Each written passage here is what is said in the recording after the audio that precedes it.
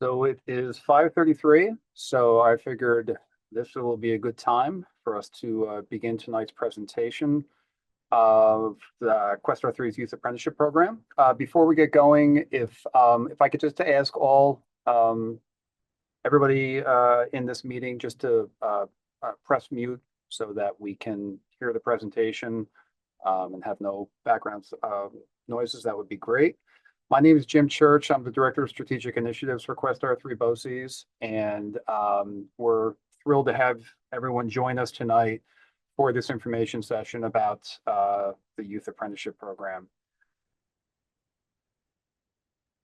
So just as the agenda, I'm hoping to keep this to around a half hour to 45 minutes and to be including questions. That does not mean that we have to end it after 30 to 45 minutes. If we have questions as we go along, certainly feel free to put them in the chat. Or if there's something that's really important that you need to pose a question as we're going along, feel free to. But we're hoping to answer the questions at the end. Our agenda for tonight, just to begin with, we'll do some introductions, do an overview of the program, why workforce development programs like this are important, how it will be administered, what are the eligibility requirements for students, what will they have to do to be considered to be accepted into the program. We'll talk a little bit about the Department of Labor apprenticeship outline that we were modeling this program after. And then we'll have both a student and a parent of a youth apprentice who have participated in the program previously, just share some brief insights with regards to their experiences. Then we'll talk about next steps, and then we'll open it up for questions. So again, my name is Jim Church. I'm the Director of Strategic Initiatives for Questar 3 BOCES. Joining us tonight, in addition to a number of our faculty members, we also have our building principals, Kate Nickerson, who is our building principal down in Hudson at the Donald Klein Technical School, as well as Anthony DeFazio, who is our principal at the Robert Gibson Technical School up in Troy. And joining me as well are Joan Rogers and Lakia Walker. Joan is our work-based learning coordinator up in Troy, and Lakia is our work-based learning coordinator down in Hudson.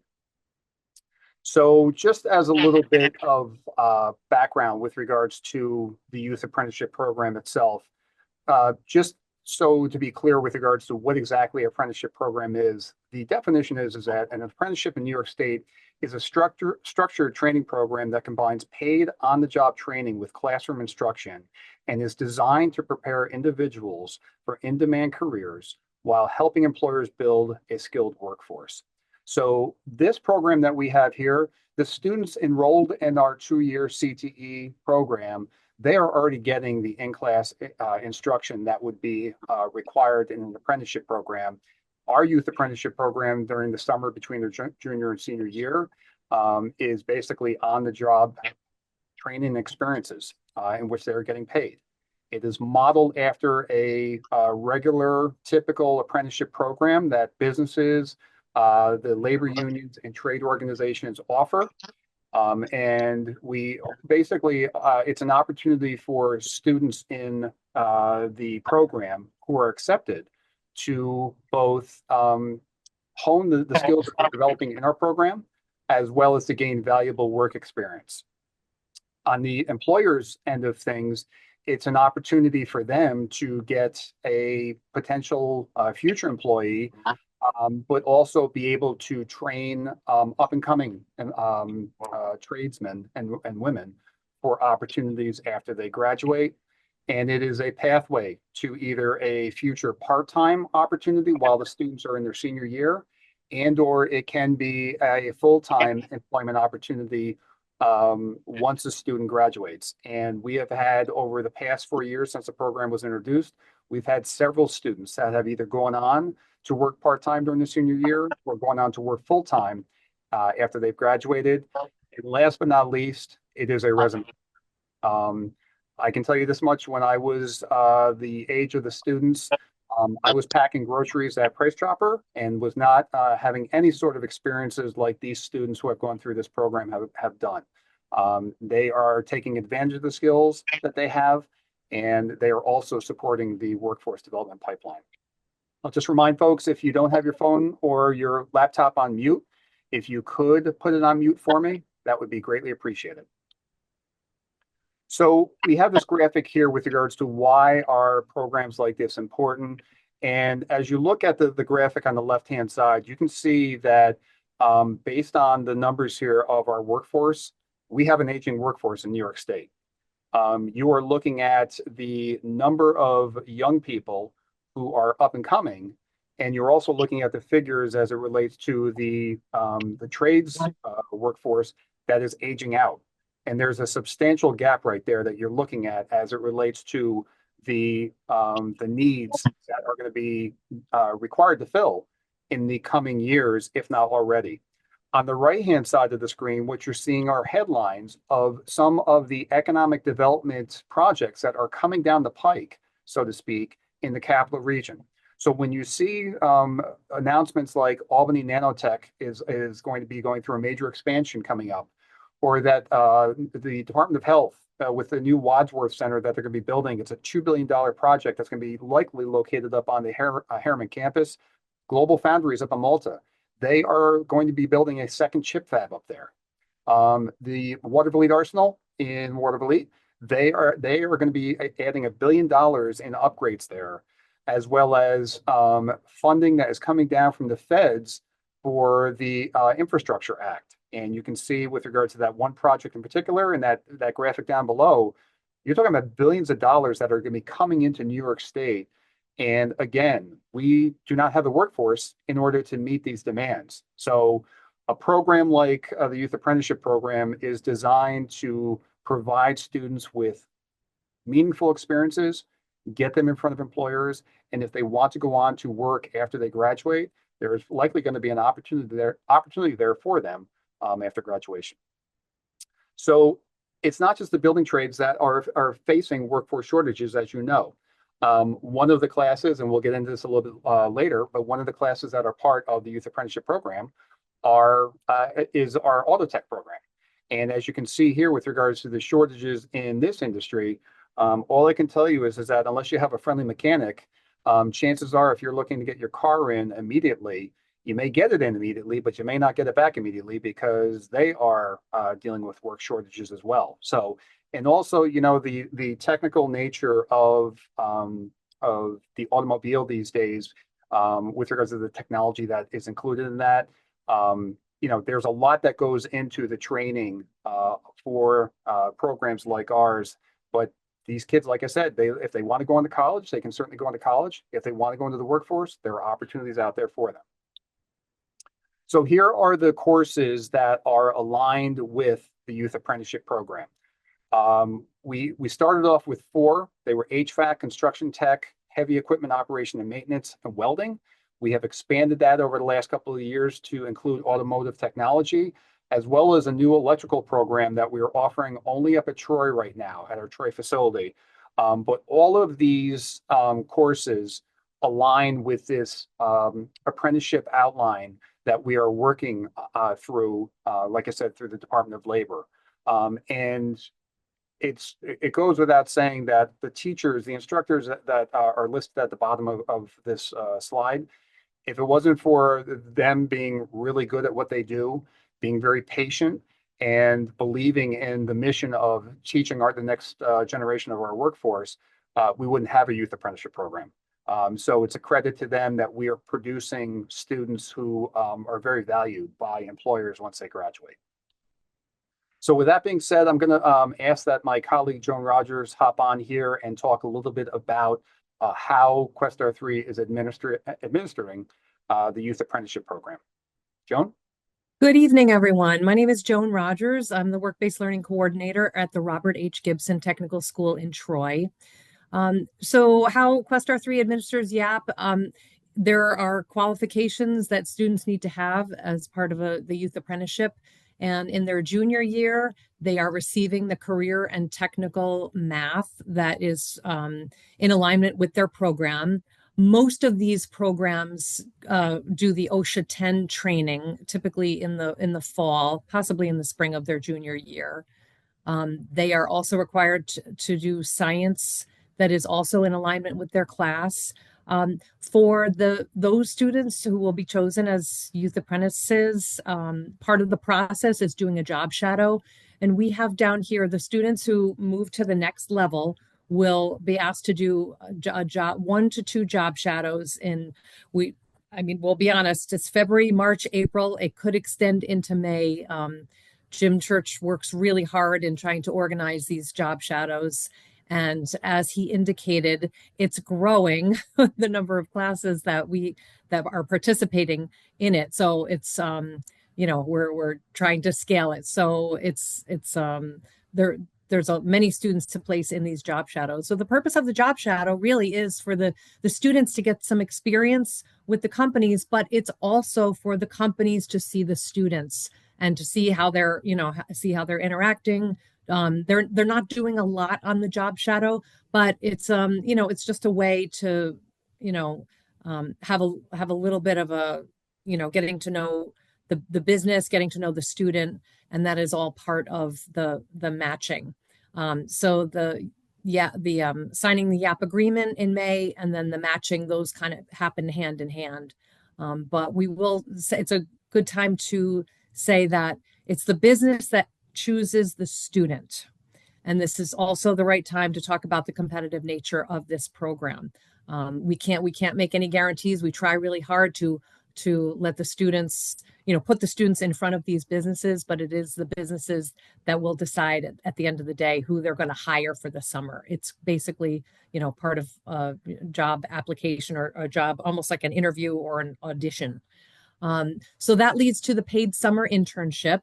And we have over time, it's been a little bit of, the businesses have asked, hey, what do we pay these students? And our stance is pay them more than minimum wage. They can get a job at McDonald's, they can get a job and make minimum wage, but they're in a specialty area and they have Questar 3 training. So we want you to pay them a little bit more. That's so we ask the minimum wage is going to go up to, I believe, $15.50 at the start of the year. So we're looking to have them, $1 to $2 above minimum wage, if not more. We can't set the rate for that. So please know that.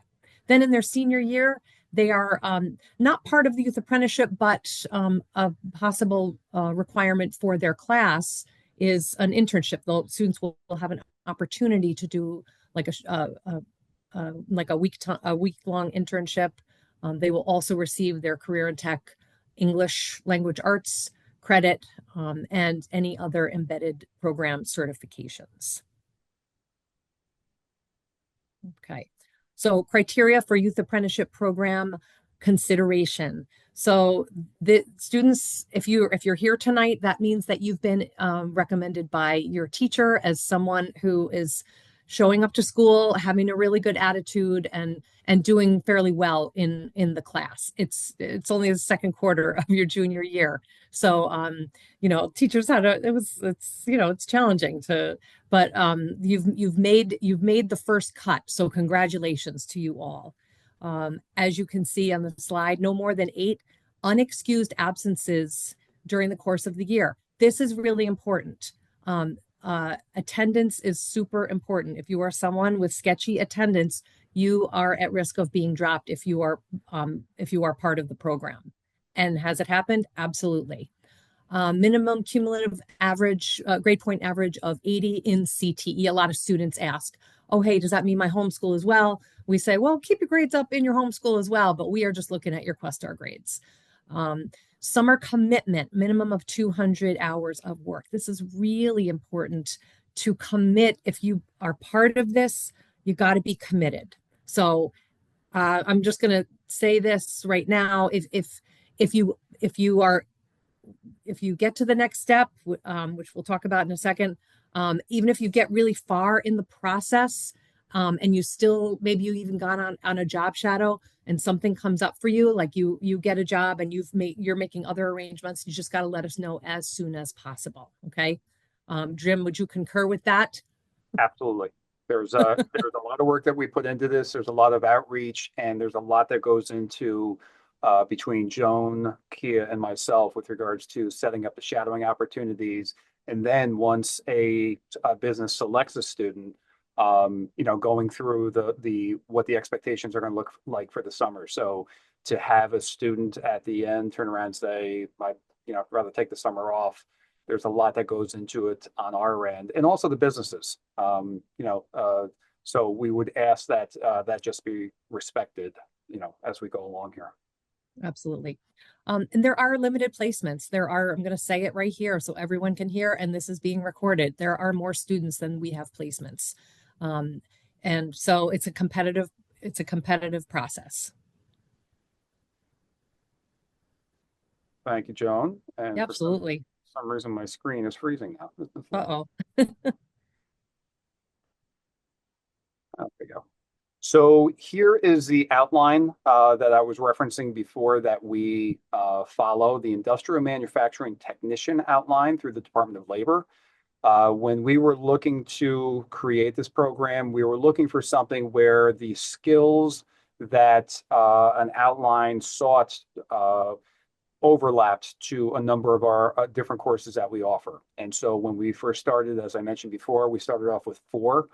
And the industrial manufacturing technician outline has a lot of the skill sets that those 4, but the additional 2 classes that we added on are required.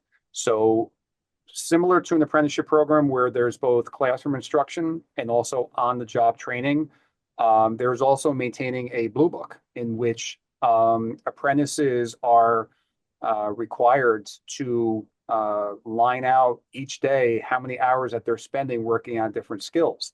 And so we do the same thing with our students, where before we release them in the summer to go to work, we go over the blue book with them. And we make sure that in addition to them keeping track of the different hours that they're working on the different skills, that they're having a mentor sign off on these skills. So in reality, we model it very seriously off of an apprenticeship program. We also require our business partners to sign a signatory contract, abiding by expectations of the program as well. And as you can see on the right-hand side, these are just some of the companies that we've partnered with over the past couple of years. It is certainly not limited to these companies, but as you can see, there's a wide variety of companies. So some of the companies you would think about, whether it be a Kinderhook Toyota or a Fane Construction, but you also have companies like Taconic Bioscience and Proctor's Theater, Proctor's Collaborative, that you would not think would have an interest in our students, but they do because there's transferable skills with some of these businesses, or they do apply, but we just don't think of these type of industries when we're thinking about a connection to our program. So we're very proud to have these partners. The one thing I will say, and I will not be shy about saying this, we're always looking for new partners. If you or if your child gets accepted into the program and they know of a business that they're interested in, I have no problem reaching out to those businesses. I did it a couple of times this past year. We are always looking to expand our partnerships and relationships. And so feel free to make suggestions, or if you own your own business and you want to participate, please let me know. So with that being said, we're just going to take a couple minutes here to talk to both a student and also a parent. Madison, I'm not sure if you are with us, but if you are, if you could maybe just unmute and say hello. Yeah, I'm here. Good. All right. Glad to have you tonight. Madison, as it shows on the slide here, so she participated in this past summer's youth apprenticeship program. She's in our heavy equipment program. She is a great student, and she had a very good experience. So, Madison, first and foremost, let me just start off and ask you, why is it that you decided to apply to the youth apprenticeship program? So I saw it as a new opportunity to take a step into the career field that I wanted to pursue and just see the day-to-day life that I could be living as a heavy equipment operator. And so what was the experience like with regards to who you worked for, what kind of work that you did, and what was your take on your experience? So I was placed with Gallivan Corporation based out of Troy, and I was hired as an operator. And as most operating jobs go, not every day is the same. So one day I would be doing site prep grading, and the next day I'd be laying pavers. And I really just got a feel for all the diverse things I could be doing as an operator. I not only learned how to become a more skilled operator and how I could diversitize my skills, but also learn soft skills like communication, time management, and working with others. Madison, did you feel like you were well prepared with the training that you received in the heavy equipment program? Absolutely. The teachers really put you first in your class and prioritize what you want to work on. So you kind of get what you give them. And they gave us the proper training to go out and use it in our day to day life as an operator during our youth apprenticeship program. And just one other question for you. What would you say to students who were considering applying to this program? Take the experience, do take everything that I can give you. There's really nothing wrong that could happen in this. If you don't like the company, you still got something to put on your resume. You got resources from that company, and possibly you could have a job right after high school like I do. And it's just a great experience to get out into the field that you want to pursue, because some people think they want to pursue the field that they're going after in VOTech right now, and you can get out into it and realize that it's not for you. So it's better to find out now rather than when you're in a need for a job once you graduate. Great. Anything I didn't ask you, Madison, that you want to share? Not really, just definitely take the opportunity and run with it. And first impressions are a huge thing. So when you go out on your job shadows, make sure you're giving the impression that you want to be known of. Madison, thank you again. If I could just say this too, so we're going into our 5th year of this program. We are thrilled when we have young women apply and participate in the program. We are seeing more young women get into our programs. And anytime that we can highlight, in addition to any of our students, but young ladies in particular, who have the skills and can kind of pull away that curtain, so to speak, of or expectation that these jobs are only for certain types of people. Madison and others like her are great examples that really anybody who is a hard worker and has a desire to have an experience like this, a program like this is certainly possible for them. So, Madison, thank you again. Catherine, are you with us? I am. Catherine, thank you so much for your time. So Catherine's son Luke worked for Cavagnaro Construction, which is a smaller company down in Columbia County. And Catherine was kind enough to join us this evening. Catherine, can you just share a little bit of what your experiences were in talking to Luke and hearing feedback from him? What can you share with us about the program from his perspective and yours? It was a very positive experience for Luke. Just even from the whole application process, I saw like a lot of growth through him being able to like interview for the, to be a part of the program, right up to working with Larry Cavanero. He was able to take on a lot of leadership and self skills that he hasn't done before. Like he never had a job before this apprenticeship. So it was good to see him being able to communicate with Larry, his schedule, keep track of his hours, do his payroll part, and kind of walk him through the process of like taxes and stuff like that. So he actually got like a lot more experience than just the construction part of it. But he enjoyed doing the construction, and he got to experience a lot of different things. Everything from he was doing a drain pipe to working in a house and putting up drywall to, I mean, you name it, he did a little bit of everything. So he really got to use his skills. Catherine, did you encourage him to apply to the program, or was this something that he had an interest in? He actually came home wanting to apply himself. He had seen it through Questar and said, "This is something I want to try." Nice. And from a parent's perspective, the outcome from what you saw at the beginning of the summer to the end of the summer, what was your perception of did this encourage Luke to pursue a career in this field, or where does he stand with things like that? So actually, I saw a lot of growth through Luke through the summer, and actually, it was I can't tell you how great of an experience it was for him. He enjoyed the program, but it actually gave him a good understanding of what the construction field is like. And he ultimately decided that this isn't going to be a field that he's going to pursue. I mean, he would do it, but he found that his love is more for fire science. So he's actually going to pursue that. But the experience that he got that summer, and just to be able to experience it, be a part of it, be a part of the workforce, and it gave him an insight that he didn't have before.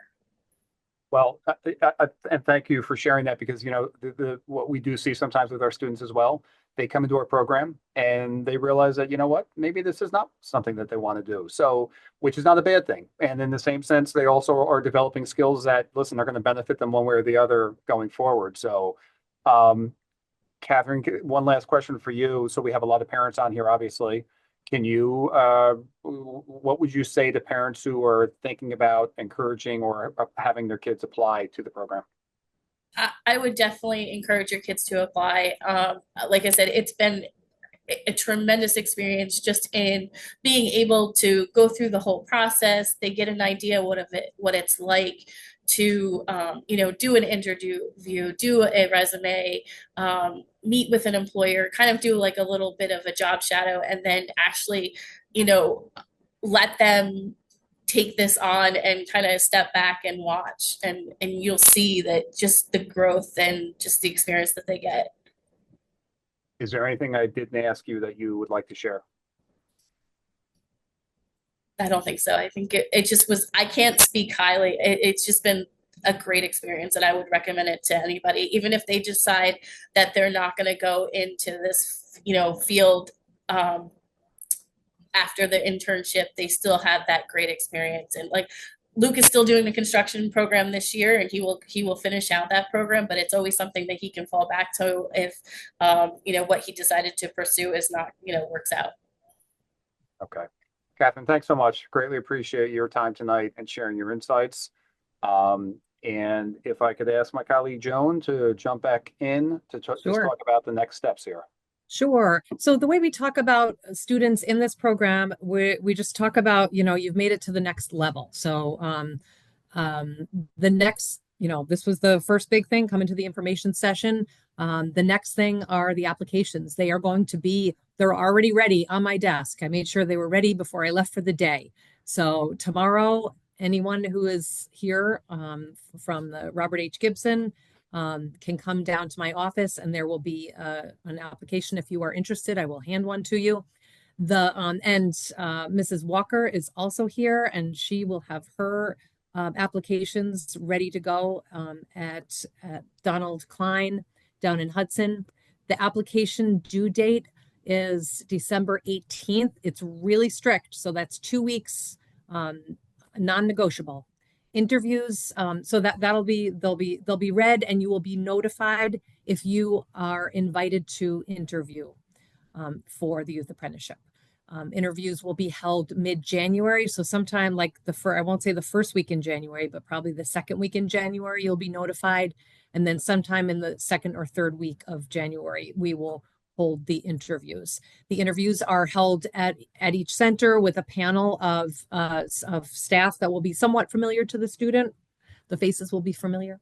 And then, that will be, you'll see if you make it to the next level, and that will be a job shadow. You'll be invited to do a job shadow in February through April. And like I said, sometimes May. And we'll just, step by step. And you're not a youth apprentice until you sign on with a business, and a business chooses you to work for them over the summer. So there's a matching day, and it's held in, I believe it is it May or early June? It varies.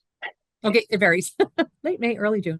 And then I will back up. For all of the job shadows, we don't just send you out there. There is some important paperwork that you have to fill out. So we will keep you apprised of what's due for each step. And then there is some summer paperwork for the summer apprenticeship, but we will just plant the seed now. that if you are interested in being a part of this, and even if you're not going to be a part of this, but for your own good, it's probably a good time to seek out getting your working papers, because that is a requirement for the youth apprenticeship program, as well as any kind of work that you might, any kind of job you might get, you could easily be asked to for working papers. So I think that's it. And Go I ahead, was just going to say I'm the point person for the Troy location, and Mrs. Walker is the point person for the Hudson and Durham location. So if I could just quickly just chime in real quick, just as a side note, it's just very important when we're talking about all the paperwork, because the students are going to be missing their homeschool, that we get the paperwork like as soon as possible. So we're going to be asking for signatures from either the teachers that they're missing or from their principals. And it's a lot easier when we hand the students their paperwork when they're for their job shadowing experiences, that they do get that paperwork back to us, because without the paperwork, they won't be able to do it. And then we have to reschedule the date with the business person, which could take a while. So just a reminder to the students and to the parents that once we get that paperwork to the students, that it's very important that they get the signatures that we need and hand it back to us, so that we can make sure we process it correctly and that the students will be prepared for their job shadowing experiences. thanks, Kia. That is important, because not getting that information in a timely fashion causes a ripple effect with regards to the schools, the businesses, and us. So just in closing here, before we open this up to questions, just want to reemphasize what Joan just said about the working paper is very important. Transportation is a big issue. I shouldn't say a big issue. It is something that is incumbent upon the students as it relates to both the shadowing opportunities, as well as if they end up working during the summer, the transportation end of things. Students are responsible for that. One other thing that we try to do as it relates to the students and the businesses, we understand proximity is very important with regards to trying to find businesses that aren't too far away from the students, whether it be their home or their home school district, so to speak. Sometimes it's challenging because some of our component school districts are in rural areas and there's not a lot of business opportunities. So just be aware of that. We are very sensitive to that. We do try to find businesses and find good placements when possible. Usually it's about a radius of, I think it's about 20 minutes to 30 minutes that we would limit, so to speak, businesses and trying to connect them to students. But last year we had 30 students that we found placements for, and we're hoping to exceed that this year. We have gone up every year since the program's inception. So I just wanted to share that as well. And I think that is all. And we can certainly, I'll stop sharing my screen here. We can open this up if folks want to. I haven't checked the chat. But if anybody has a question that they want to submit, please feel free to right now.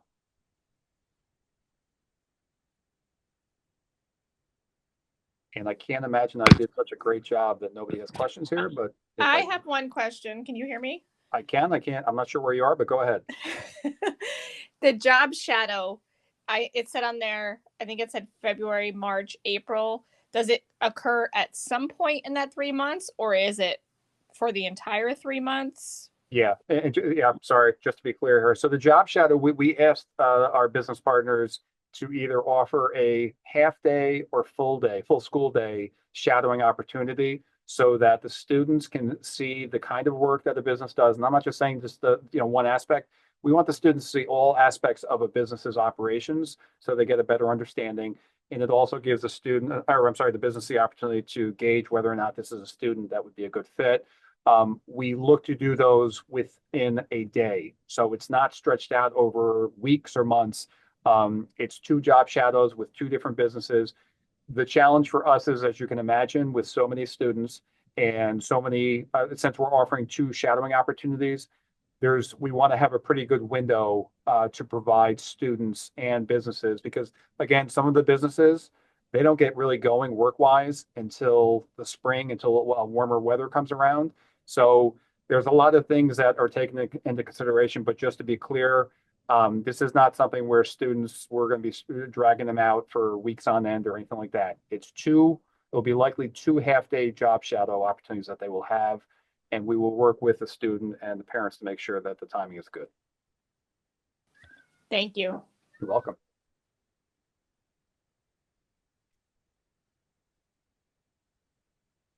Okay, so I'm seeing, let's see here.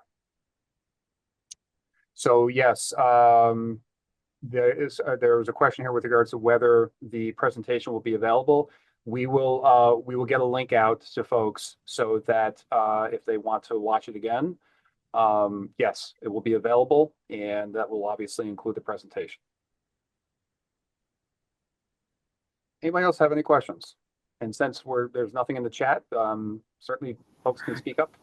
Did my question not make it into the chat? I was just wondering, you said last year you placed 30 students into different, apprenticeship opportunities. How many students applied? How likely is it that my student will be accepted, kind of idea? That is a good question. I don't know off the top of my head.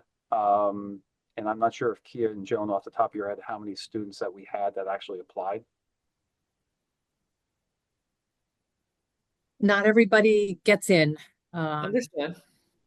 I don't have the numbers in front of me. And I will say that there seem to be more this year. And it's hard for us to say how many because we don't know what businesses will show up. Okay. Sometimes they were there for us last year, but they can't do it for whatever reasons. So it's really hard to say the likelihood or a percentage. I will say with regard to the businesses, right now we have 16 businesses that have responded that are going to participate. We're also working with the chambers of commerce in each of the 3 counties, as well as the economic development organizations, to be getting information out. We want to get as many businesses as possible, because if there is the possibility that we have placed all of the students who are accepted, and we have other businesses out there who are looking for opportunities to employ students, that is something that we would certainly consider. But obviously, we prioritize those students first and foremost that make the initial cut. Thank you. You're welcome. I had a question. I don't know if this was covered in the slides before, but what's the cycle for the apprenticeship? You said it starts in this spring. So and Tiffany, sorry to cut you off. So it starts. It can start as early as the end of June, after the school year ends, and can go straight through the end of August. What we ask of the businesses is to offer the students a minimum of 200 hours of paid work experience. So sometimes it'll begin after the 4th of July holiday.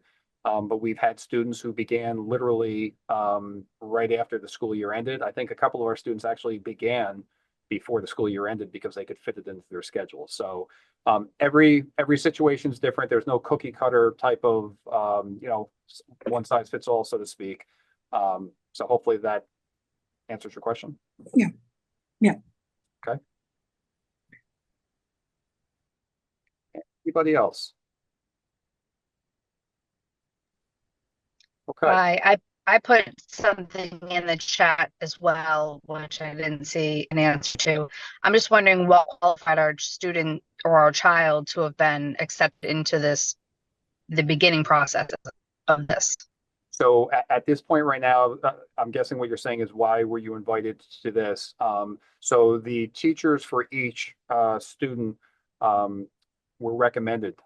I should say the teachers recommended the students. Hence the reason why you were extended an invitation. We try to do that because we want to make sure, that we're getting students who we think, based on the teachers' recommendations, would have an interest in the program. It doesn't guarantee them that they will be participating or accepted in the program, but they are showing something to their instructors that that they're worthy of consideration for this program. So once they, we're at this point right now.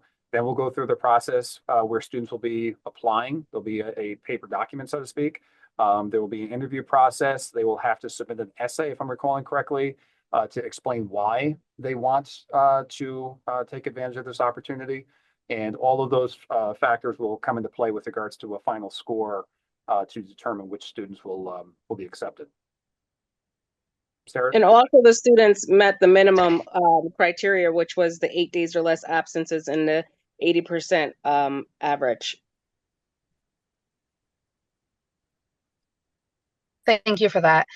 How many students were chosen from each program? Is that based on just like how they're doing in the classes now, or is that like they take the top 5 students? It's not just based on average. The recommendation wasn't based on student average. So I asked all of our CTE teachers to select 6 students from each program. So they sent us the list of the 6 students that they would recommend based on their meeting the criteria and what they felt as a student that would be interested and what they thought would be successful in this program.